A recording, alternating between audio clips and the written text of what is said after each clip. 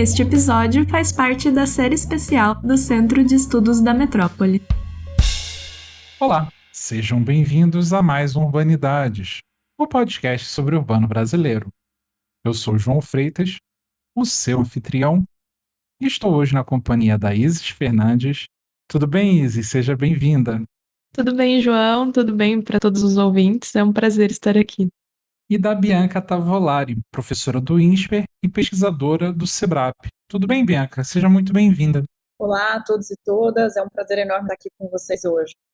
E também estamos com a Catarina Pitassi Fragoso, pós-doutoranda da Universidade de São Paulo e pesquisadora do Centro de Estudos da Metrópole, o CEM.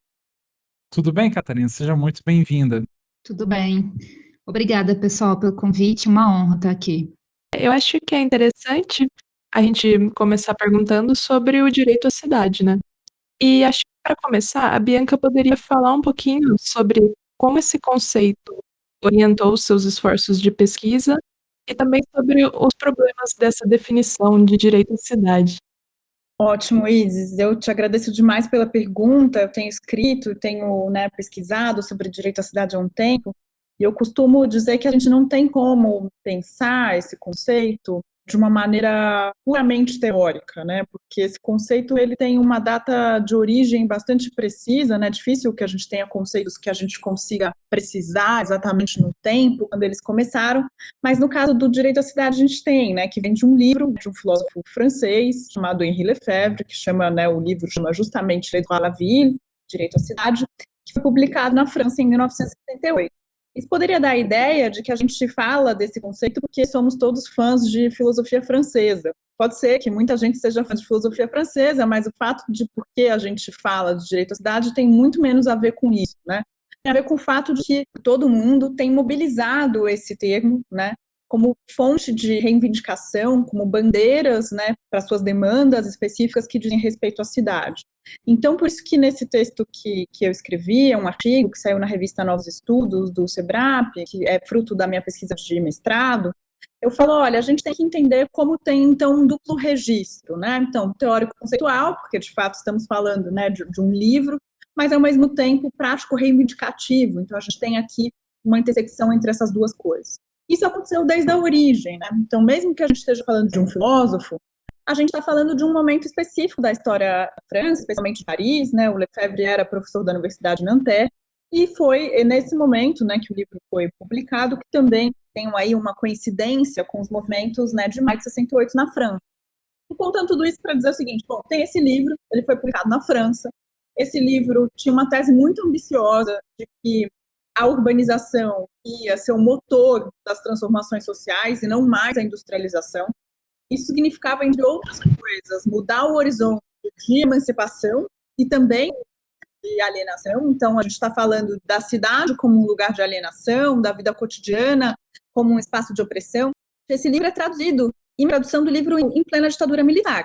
E aí tem uma espécie de recepção que eu acho muito interessante dessa ideia, porque o Lefebvre estava criticando, né, uma nova miséria urbana, que é o que ele está chamando nesse livro, e que ele vai dizer, olha, o espaço da cidade também se tornou um espaço de alienação na medida em que eu tenho esse trabalhador que sai da sua casa para o trabalho, pega um transporte cheio, chega no trabalho e passa, né, horas na fábrica, no escritório, depois pega o transporte público de volta e tem sua vida inteira regrada, né, chega em casa no final do dia para recuperar as forças e fazer exatamente a mesma coisa, né? Então, essa pessoa, ela não vive os encontros da cidade.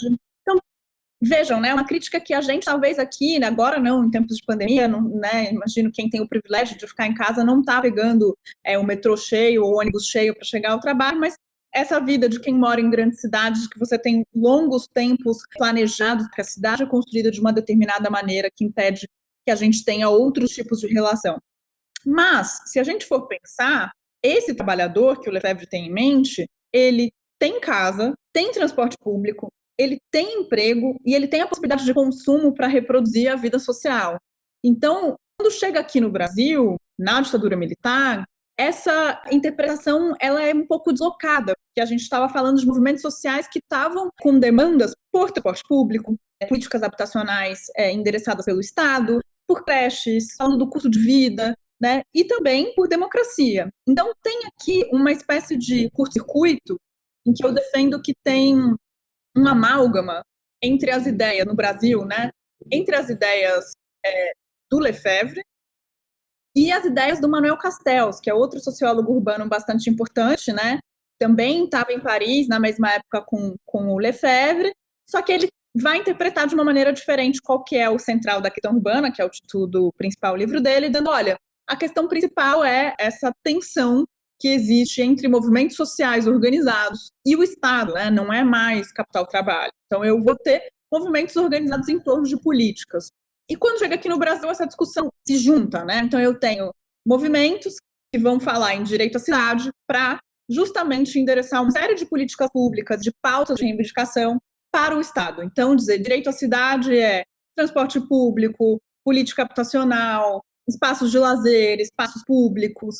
Essa concepção vai desaguar na Assembleia Nacional Constituinte de 87, né? E aí vai dar origem dos movimentos que integraram o Movimento Nacional pela Reforma Urbana, né? Que fizeram a emenda popular pela Reforma Urbana e que conseguiram fazer com que a gente tivesse 2 artigos na nossa Constituição de 88 que falam sobre a questão urbana, sobre política urbana, né? Então, para a gente é muito importante entender as mudanças de sentido desse conceito, para a gente entender como no Brasil isso virou uma pauta de reivindicação de movimentos, mas também uma pauta que pretendeu institucional, né? Então, quando a gente vai analisar toda a tramitação, né, do Estatuto da Cidade, todas as discussões em torno de política urbana, a referência ao direito à cidade está lá, mas, ao mesmo tempo, ela é bandeira de movimentos que não necessariamente estão pensando no Estado, né, ou que estão pensando em tornar uma lei, né. Acho que esse conceito é interessante como uma espécie de guarda-chuva das reivindicações urbanas, é porque endereça um nós coletivo, né. Então, por exemplo, o movimento Passe Livre não reivindica só o direito ao transporte, que é um direito constitucional, está na nossa Constituição. Ele fala, bom, na medida em que eu não consigo pagar a tarifa, não é só o meu direito ao transporte que é violado, é o meu direito à cidade. Então eu falo com mais gente, porque eu estou dizendo que a cidade me é negada. Que eles falam, uma cidade só existe para quem pode se movimentar por ela. Então, se eu não posso me movimentar pela cidade, eu não conheço a cidade, eu não faço parte dela, não é só o meu direito de me deslocar que está em questão. Então, eu acho que tem aí uma dimensão política, prático-reivindicativa, que não necessariamente está endereçando direitos estatais ou políticas públicas específicas, mas que tem uma força muito grande. A gente sabe que essa pauta do direito à cidade também é bastante cara. A Catarina, inclusive, o curso de extensão em Justiças Urbanas, Segregação e Políticas Públicas é um sinal disso, e o curso foi muito bem sucedido. Eu sei de colegas que fizeram e gostaram bastante da pauta. E aí, aproveitando uma das perguntas que orientou o seu curso, gostaríamos de ouvir, né, por que a segregação, seja espacial ou social, é uma injustiça? No meu doutorado, eu estudei a perspectiva da pobreza por meio das injustiças relacionais. Então, tentar entender como os pobres são tratados e por que isso é uma injustiça e como que a gente precisa remediar esse problema, saindo um pouco das reflexões que sobretudo em filosofia política e moral, estão atreladas com a questão de recursos. Ser pobre é não ter recurso.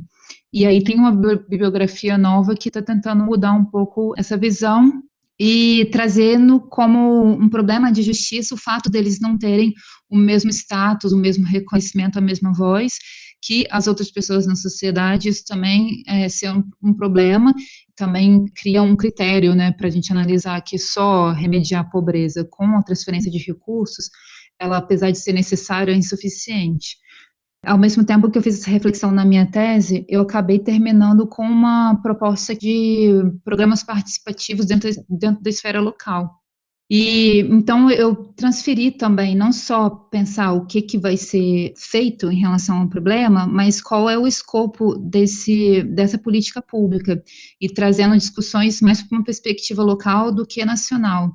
E que é menos desenvolvido dentro dessa leitura que é norte-americana e inglesa, não é uma filosofia francesa nem alemã, que pensar as cidades como escopos de justiça é algo relativamente recente. E, ao mesmo tempo que você muda o escopo, você muda as responsabilidades de justiça também. Então, quais são as nossas responsabilidades, os nossos deveres diante dessas injustiças que são urbanas? Para a gente pensar em deveres e responsabilidades, a gente precisa identificar que há uma injustiça ali, né? E uma das aulas, a gente discutiu isso a partir dos textos, sobretudo da Elizabeth Anderson, que é uma filósofa americana, e outros textos da Iris Young também, e a gente pensar por que isso é uma injustiça. E para Elizabeth Anderson, só também para especificar mais, eu não estava pensando mais sobre a questão da pobreza em si, mas a questão da segregação como um fator que gera a pobreza. Então, é mais analisando a organização das cidades e como que isso intensifica ou gera novos problemas, deixando, por exemplo, a pessoa numa situação de mais privação. E para Elizabeth Anderson, a segregação é um fechamento, né, do grupo dominante, do capital social deles em relação a outros grupos dominados, e esse fechamento social, ele visa a evitar que esses grupos dominados acessem recursos, acessem melhores oportunidades. E para ela isso é uma injustiça porque foi causada, gerada por normas racistas, como, por exemplo, o conjunto de normas do Jim Crow nos Estados Unidos, ou do Apartheid na África do Sul, que colocaram essas populações, como a população negra, em guetos ou em bairros precários.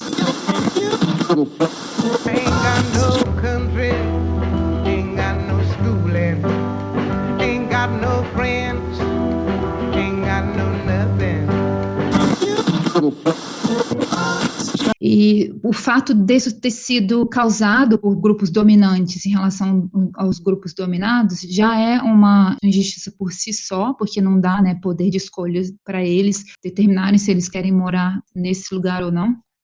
Mas também tem uma característica ex post, porque gera desigualdades materiais. Então, tem uma resposta que você pode dar, que ela é ex ante, ela vai analisar essa injustiça a partir do que gerou ela, e uma outra resposta que ela é ex post, que vai analisar a partir do que essas decisões que foram tomadas por determinados grupos geraram em relação a outros que não estavam participando dessa decisão. E aí o outro ponto que é interessante também para responder essa pergunta, que é um pouco a resposta que a Iris Young dá. Para ela, isso é uma injustiça estrutural e histórica, porque ela faz parte de um sistema em que ele é repetido ao longo do tempo e ele não acontece de ontem para hoje. Ele é sistematicamente repetido nas esferas sociais, sobretudo, mesmo que você tenha já decisões que reconhecem que o Jim Crow não tem mais validade, né, nos Estados Unidos, a população negra ainda continua não acessando os mesmos recursos, as mesmas oportunidades que a população branca. Então, por que isso acontece, né? E aí a resposta que ela dá é que está relacionado a como a estrutura daquela sociedade foi organizada. E por mais que essas leis não existam, ainda tem hábitos e atitudes culturais que permanecem na sociedade e que reiteram decisões que foram tomadas no passado, mas com novas interpretações no presente e ainda continuam colocando a população negra numa situação de privação. E eu queria falar que é um privilégio muito grande ter vocês duas aqui nessa conversa, considerando o esforço de ambas em trazer o feminismo para esse debate, né, sobre o direito à cidade. Nesse sentido, eu gostaria de fazer duas perguntas, e a primeira é qual a importância de fazer essa correlação entre feminismo e direito à cidade? E a segunda é como os diversos bloqueios impostos às mulheres em sua experiência no espaço urbano, como assédio, medo, entre outros, interferem nessa noção de pertencimento à cidade. Quando a gente vai olhar lá no Direito à Cidade, em 1968, essa discussão não está colocada de quem é esse sujeito que tem direito à cidade, seja do ponto de vista do próprio livro do Lefebvre, ou mesmo quando a gente vai ter uma série de ressignificações. Então, eu acho que esse é um movimento de pensar espaço urbano e gênero, que ele está vindo já faz um tempo, que a gente está colocando questões de experiências distintas na cidade a depender do seu gênero, né? Uma divisão homens e mulheres como experienciam o espaço público da cidade. E eu acho que tem uma literatura já bastante consolidada que fala, por exemplo, do quanto essa distinção público-privado, mostrando que historicamente as mulheres brancas foram confinadas, foram relegadas ao espaço do privado, né, de algo que não público, né? E o espaço público era o espaço dos homens, né? Ou então das mulheres não brancas, né? Ou das mulheres tidas como públicas também, num sentido bastante pejorativo, de prostitutas, de mulheres que precisavam ganhar vida.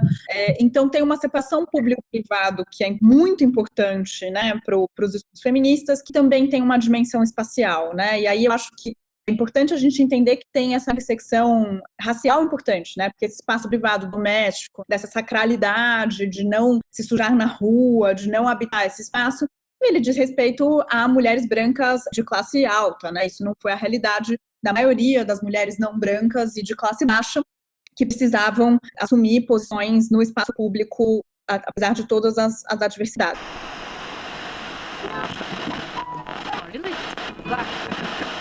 Por estar ao lado da Marcela, o quanto a mulher faz pela casa, o quanto faz pelo lar, o que faz pelos filhos. Na economia também, a mulher tem uma grande participação. Ninguém mais é capaz de indicar os desajustes, por exemplo, de preços em supermercados do que a mulher.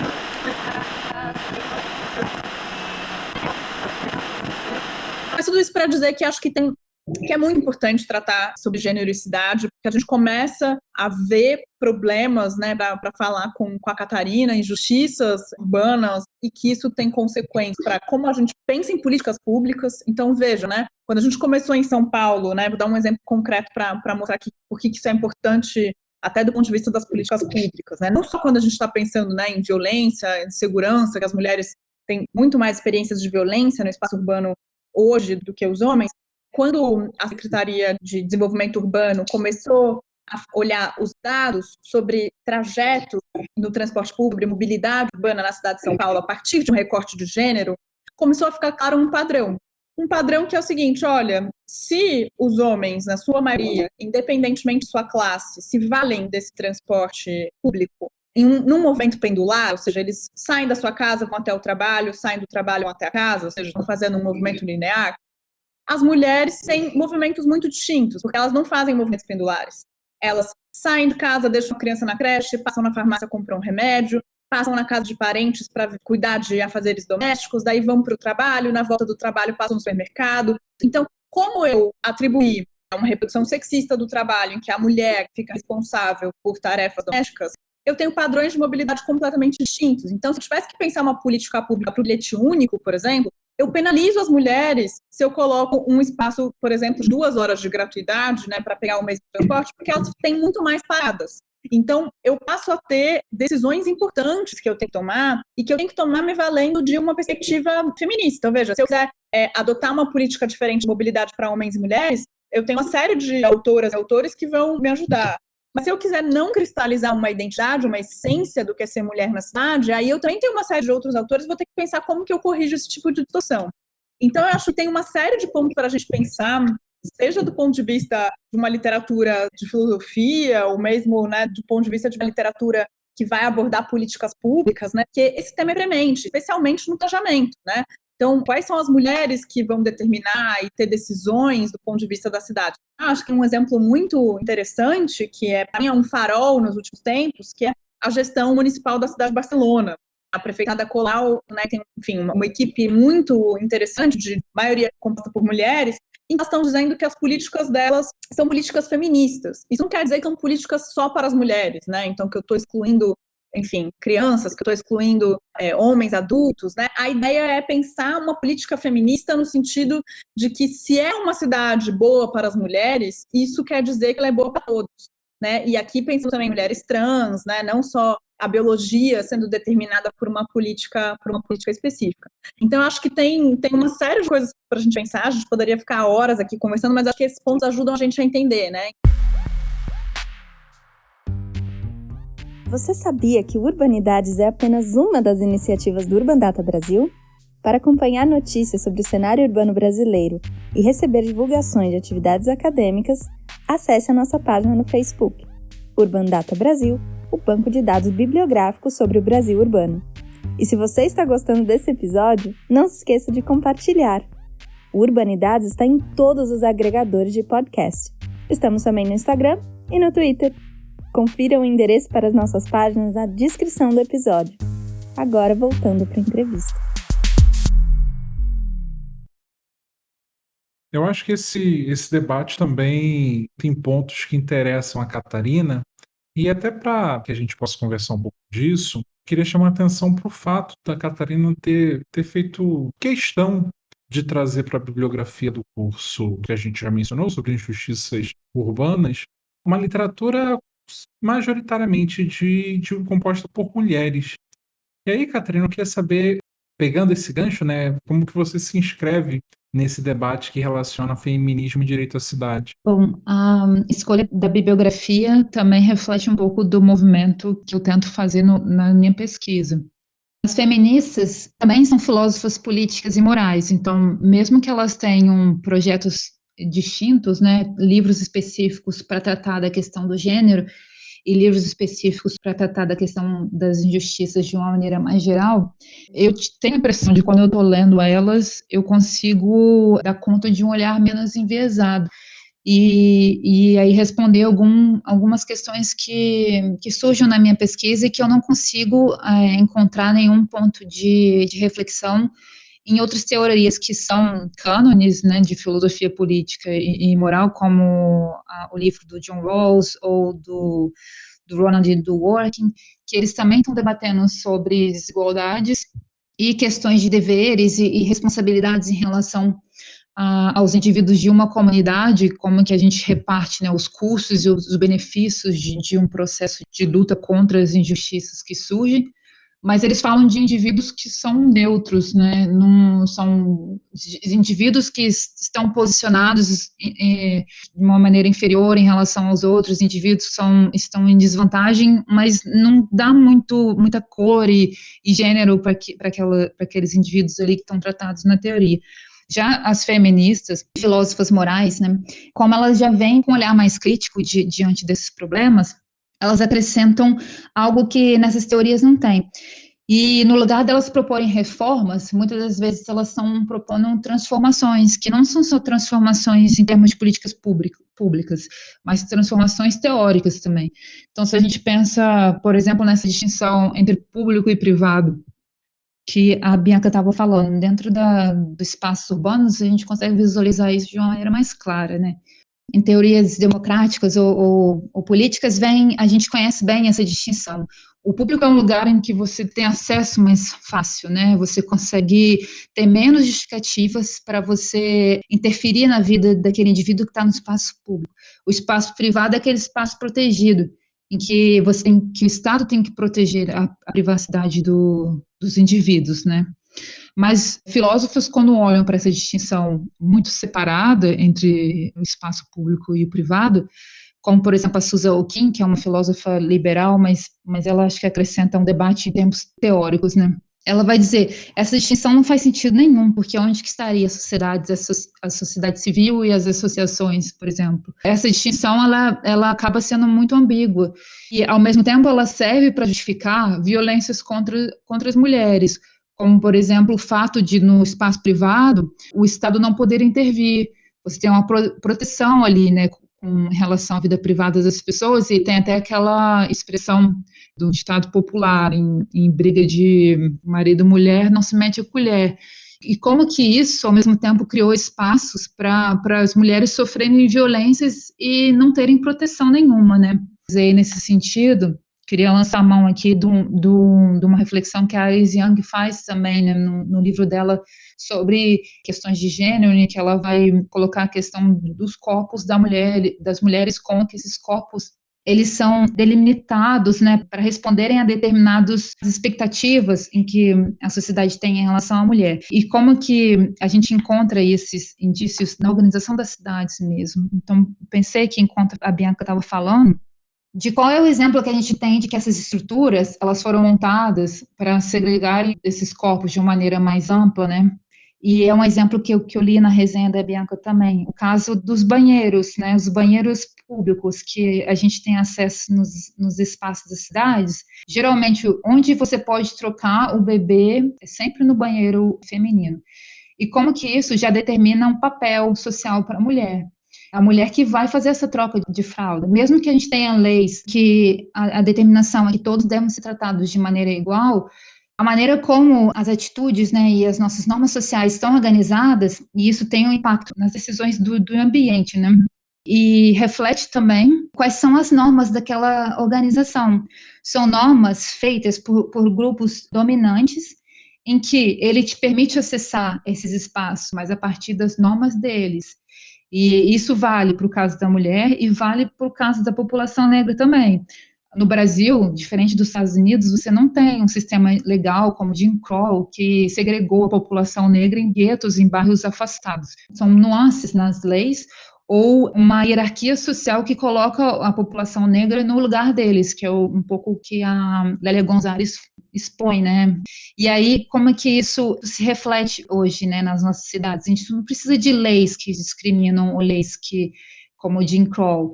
Você tem já decisões que já foram tomadas em relação a como as ruas vão ser organizadas, que já restringem. E mais do que isso, como que a gente interioriza essas decisões que foram tomadas no passado, que não precisam ser decisões legais, né, mas já fazem parte da forma como a gente organizou a sociedade, de como que isso restringe o tratamento que a gente vai dar a determinados indivíduos que estão convivendo com a gente na sociedade, né? E por mais que a gente aceite que isso não deve ser feito, na prática, as pessoas têm outro tipo de reação.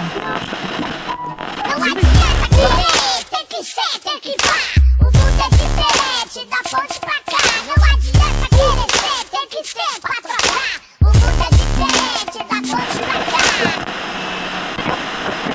Isso está relacionado ao fato de como que esse grupo dominante te dá algumas aberturas, né? Mas essas aberturas são dadas a partir dos termos deles. E aí, para a gente ter mudanças que são mais transformadoras, não adianta elas terem um acesso a partir de determinações do grupo dos homens brancos, sobretudo, né, que são no ápice da hierarquia social. Então, a transformação passa mais nas mudanças mais profundas, né?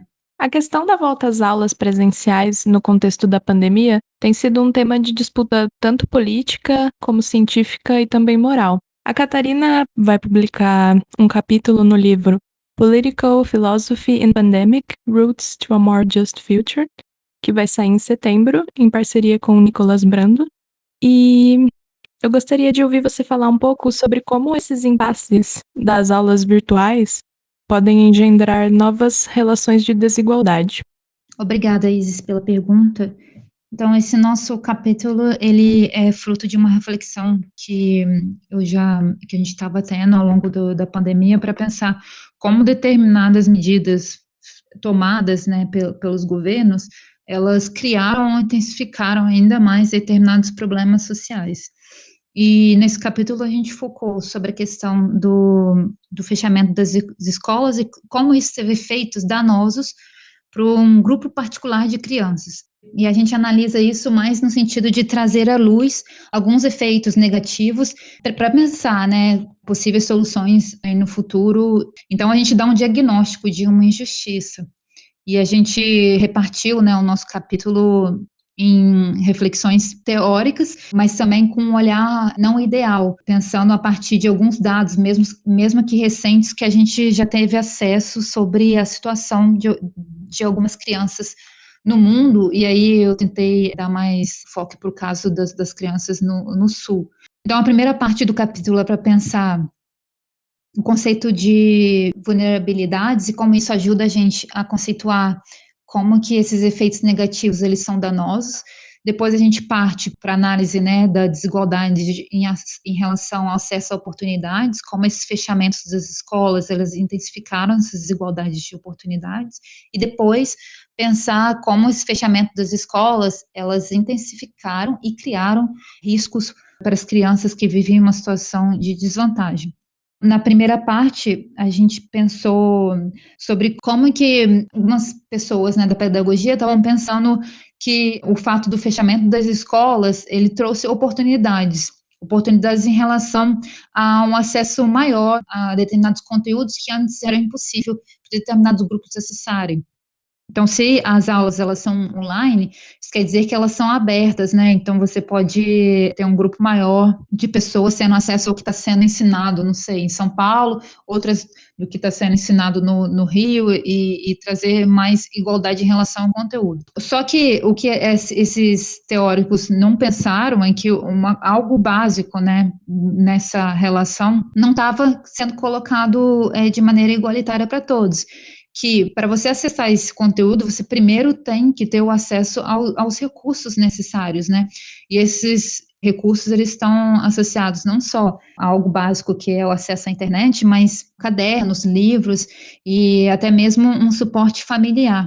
Então, a gente analisou esse fechamento das escolas a partir do grupo das crianças em desvantagem, para pensar como que ele intensificou ainda mais o acesso à oportunidade de ensino. Então, se determinados grupos com mais vantagem, eles não tiveram quase problema nenhum nesse processo de ensino, outros grupos, eles não tinham nem os recursos básicos, né? Pelo relatório do CGI, aqui do Brasil de 2020, 33% das famílias brasileiras não têm acesso à internet. E dentro dessas famílias, só 58% não têm nem computadores. E isso teve impacto no acesso à educação de milhões de crianças, né? Em termos aqui da realidade brasileira, 8 milhões de crianças entre 6 e 14 anos ficaram sem receber nenhuma atividade escolar durante o ano de 2020. Ao mesmo tempo, se a gente parar para pensar em termos de bem-estar, também teve um impacto, não foi só um impacto em relação a termos de acesso, porque isso a gente já meio que podia pensar de uma maneira bem intuitiva. Lógico que, de uma maneira geral, né, mesmo em relação às escolas físicas, esse problema já existe. Escolas privadas, elas têm muito mais recursos, e essas crianças acessam muito mais recursos dentro de casa do que as crianças que têm acesso às escolas públicas. Então, isso foi um pouco refletido nesse âmbito da pandemia, mas intensificou ainda mais porque o meio pelo qual elas têm acesso a essa educação foi por meio de um sistema online, que para muitas crianças isso era impossível de acessar. Então, um problema que já existia, mas que ele foi intensificado. A segunda parte do nosso capítulo é pensar de como que esse fechamento das escolas, eles não aumentaram só a desigualdade no acesso a oportunidades de ensino, mas também deixaram muitas crianças, e sobretudo as meninas, em uma situação de risco de sofrerem abusos sexuais e físicos dentro de casa.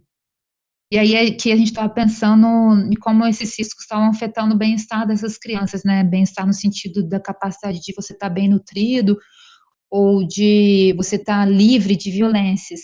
E como a escola, ela tem esse papel também de dar, por exemplo, a refeição principal de determinados grupos de crianças, eles adquirem nas escolas. Em relação à proteção contra violências domésticas, também a escola tem esse papel, né, de proteção. Então, o fechamento dessas escolas não significa só a desigualdade em termos de acesso ao serviço ali, mas também colocam essas crianças numa situação de vulnerabilidade que ela não é só momentânea. Determinadas vulnerabilidades que elas vão sofrer nesse período, estão sofrendo, vão ter uma repercussão na vida delas inteira, né? Muitas dessas crianças não vai nem sobreviver a esse período. No caso da ebola na África, que aumentaram, né, em mais de 50% o caso de casamentos forçados das meninas, e aumentou em 150% o número de estupros domésticos. Então, esses danos causados ao bem-estar das crianças, eles nos indicam que a gente precisa pensar de como essas medidas estão sendo tomadas pelos governos e pelos gestores de uma maneira enviesada, e quem está beneficiando um grupo e colocando outro grupo em uma situação de muita desvantagem. E aí, se esse é o caso, a gente precisa refletir não só, né, em dar um diagnóstico de um problema, mas como que a gente pode solucionar isso.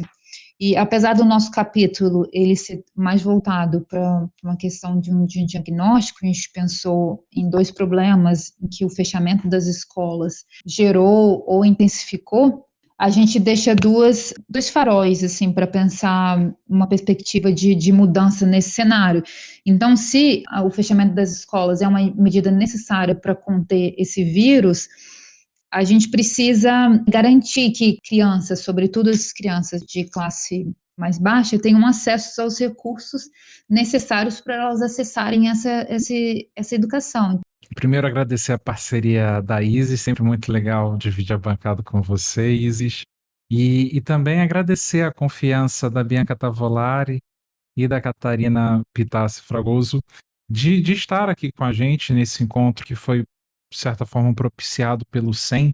A nossa intenção é colocar sempre nessa temporada 2 pesquisadores para conversarem, para a gente buscar interseções. Acho que é uma forma interessante também de estimularmos o debate, de furarmos as bolhas, e sobretudo nesse caso em que tem tantos pontos em comum. Então eu, em nome de toda a equipe do Urban Data Brasil, agradeço a confiança de vocês duas, de toparem essa conversa, de estarem aqui presentes conosco, e dizer que nossas portas e ouvidos continuarão abertos e esperamos tê-las em outras ocasiões.